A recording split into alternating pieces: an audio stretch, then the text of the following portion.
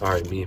It is the 19th, and today, during substitute teaching for an engineering class, I finished reading Douglas Adams' The Salmon of Doubt, Hitchhiking Across the Galaxy one last time.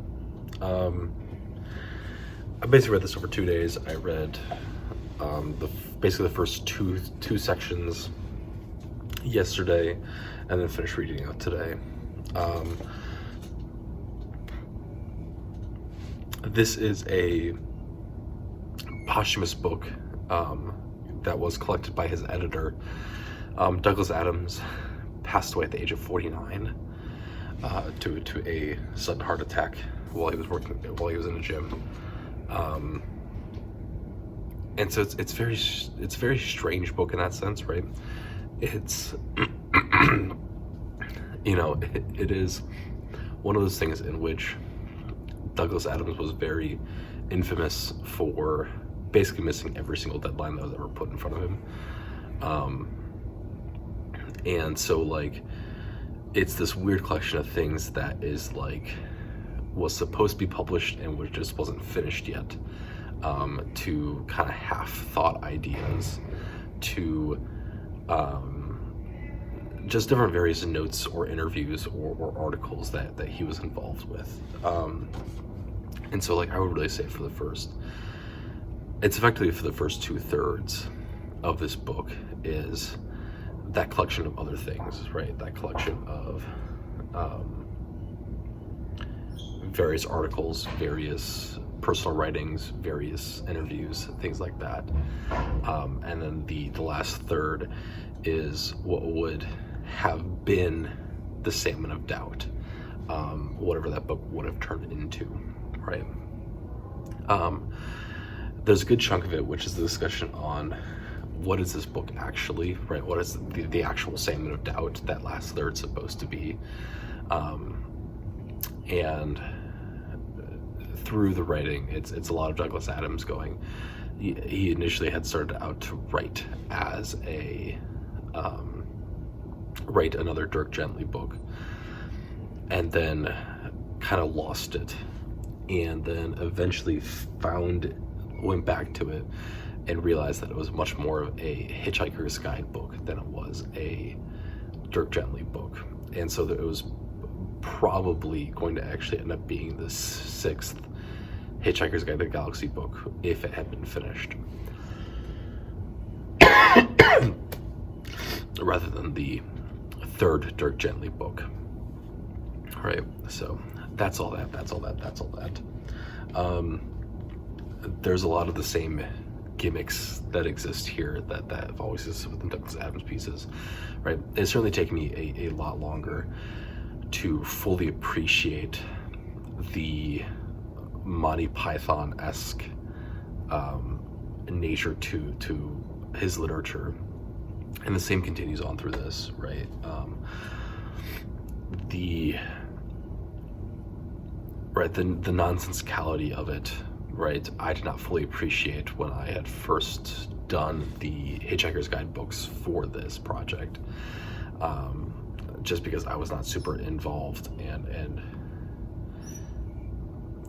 familiar with Monty Python and how that comedy actually works, and the British form of humor and things like that, right? And so yeah, right, it really comes out in this book because it's not quite as refined, and therefore it's very raw material in a lot of ways. It is also this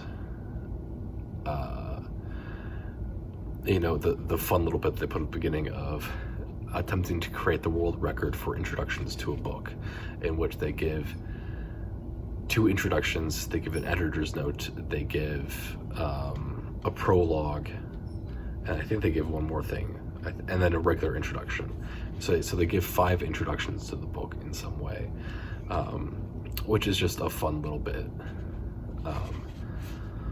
right?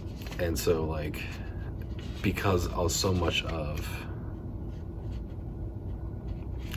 Douglas Adams stuff is this very nonsensical or farcical look at the world, using science fiction to then convey a much larger picture of things, right? So yeah. Um, yeah.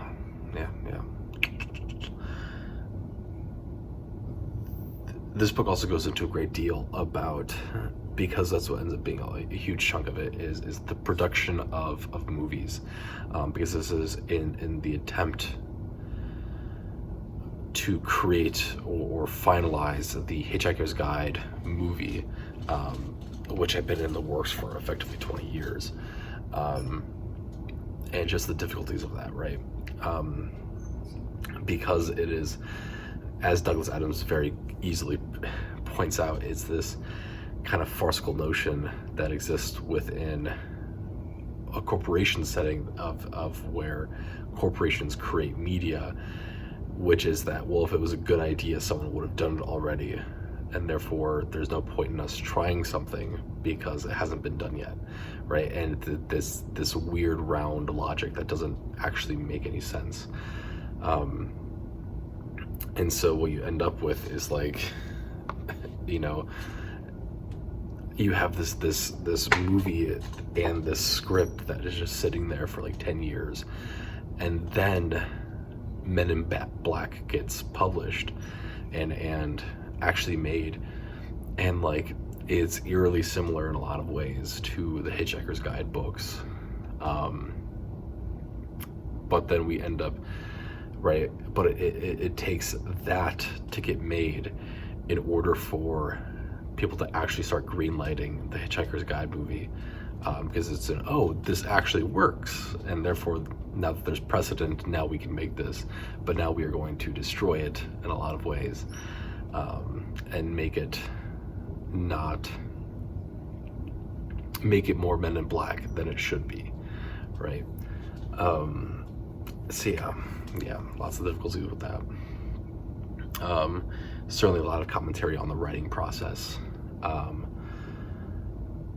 Lots and lots of commentary on that, right? Which makes sense, right? I mean, Douglas Adams was 25 when he published the first book,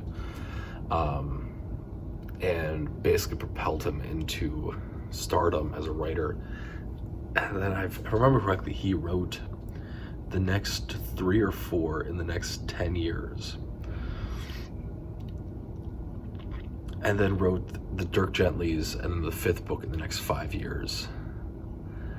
And then, like, didn't write at all for like 10 years, is if I remember correctly, right? And so, like, it's this weird thing of where he has 9 major pieces, right? Because it's the 5. It's the 2 Dirk Gentlys, and then it is the piece he does on endangered species, right? So like 8, and I feel like there's a 9th one that I'm forgetting. But he does all that within like 15 years or 16 years or whatever. Or he does 8. He does all except the what's his face? The endangered species one within a really short amount of time. And then just takes a decade off effectively, which is understandable, right? Because this is a guy who was really propelled into stardom and he was just a guy, right? A guy with this kind of weird, quirky sense of humor and this desire for technology and to be on the not necessarily on the cutting edge of things, but on the forefront of things, right? And so then another huge chunk of this book goes into basically his interactions with the internet and his predictions on technology and where things are going to go. And the predictions that are at least printed were very accurate, in the way that what media is actually selling and what the actual market is, right? There's a lot of discussion on that, and then a lot of discussion on like the computers and how they are going to affect our lives, but also take away creativity in a lot of ways, of where they're going to help a great deal, but also hinder us in new and unique ways.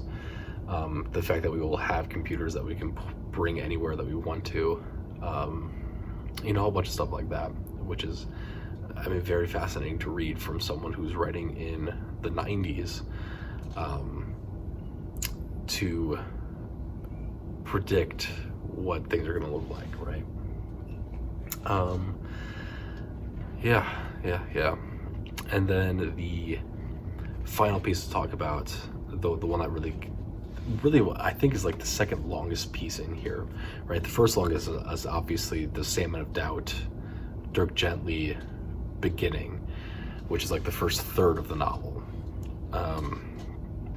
And then the second longest piece is probably this speech that he gives that is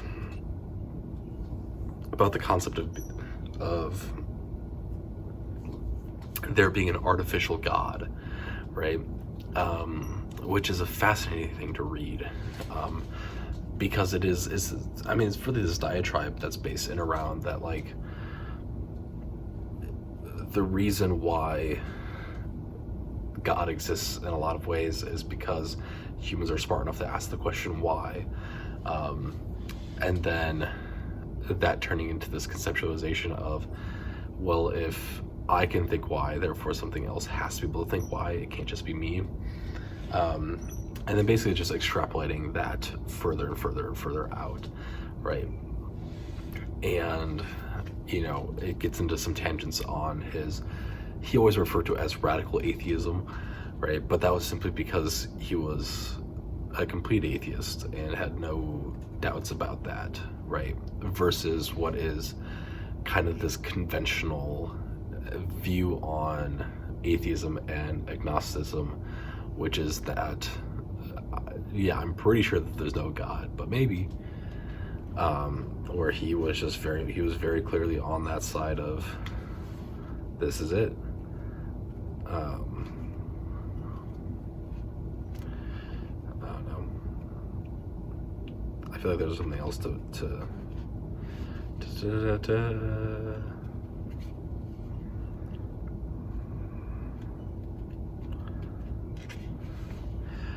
he also frames it a great deal within what is the age of sand, right? And is from material to glass to computer chip, effectively, right? And how it is our conceptualization and ability to make tools that makes us human, right?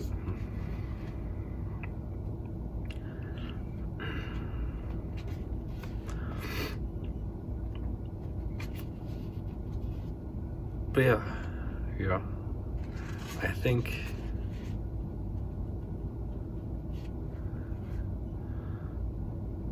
that's it.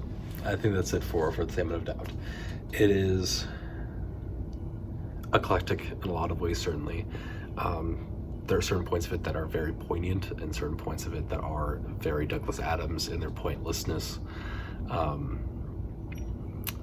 You know, it's always a question with these posthumous books of, do they deserve to actually be published in a lot of ways, right? Which is one of those just very terrifying things to ask, right?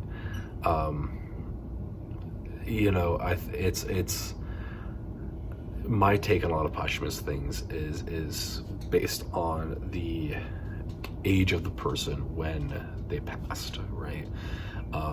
Of where I have the tendency to think that if a person is younger and it's more,